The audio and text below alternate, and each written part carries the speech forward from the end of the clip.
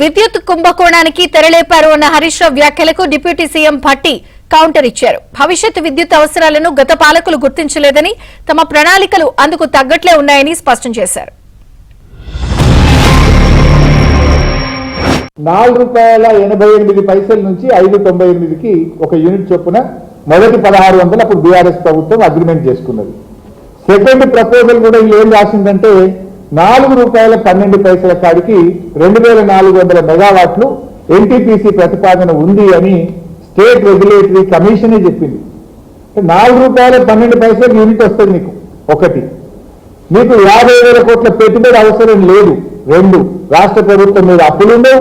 10,000 కోట్ల రూపాయలు జెన్కో గాని రాష్ట్ర ప్రభుత్వం పెట్టుబడి పెట్టాల్సిన అవసరం లేదు. రూపాయి పెట్టుబడి లేకుండా ₹4.12 ఎన్టీపీసీ కరెంట్ ఇస్తానంగా, లేదు నాకు వద్దు, నేను 40,000 కోట్ల అప్పు చేస్తా, 10,000 కోట్ల పెట్టుబడి పెడతా, ₹9 ₹10 యూనిట్ కరెంట్ ఉత్పత్తి చేస్తా అంటే ఎవరి కోసం?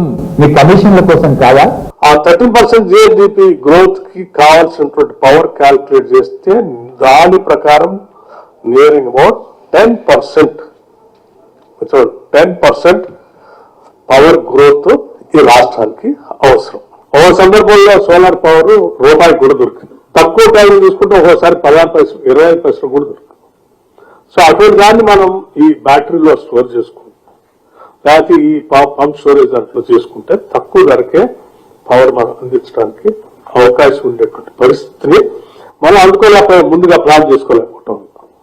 వచ్చిన అందుబాటులో ఉన్న టెక్నాలజీని, అందుబాటులో ఉన్న జియోగ్రఫికల్ కండిషన్స్ తెలంగాణకి నాట్ ప్లాన్ ఇట్. సో ఈ గవర్నమెంట్ వచ్చిన తర్వాత అసలు స్టేట్ లో ఎక్కడెక్కడ ఏ సైట్స్ అవకాశాలు ఉన్నాయో ఒక స్టడీ చేసి ఒక రిపోర్ట్ ఇవ్వని చెప్పి ప్రపంచంలో ప్రసిద్ధిగాంచినటువంటి కొన్ని కంపెనీస్ లైక్ డెలైట్ లాంటి వాళ్ళది, ఇంకోటి టాటా వాళ్ళకి ఇచ్చే స్టడీ చేసి ఒక రిపోర్ట్ ఇవ్వని ఇచ్చాం. మొత్తం వాళ్ళు 10 నుంచి 12 సైట్లు most eligible for pump storage లాంటి వాటికి మంచి చేసుకోవడానికి తెలంగాణ అవసరం ఉందని చెప్పి స్టడీ చేసి వాళ్ళు రిపోర్ట్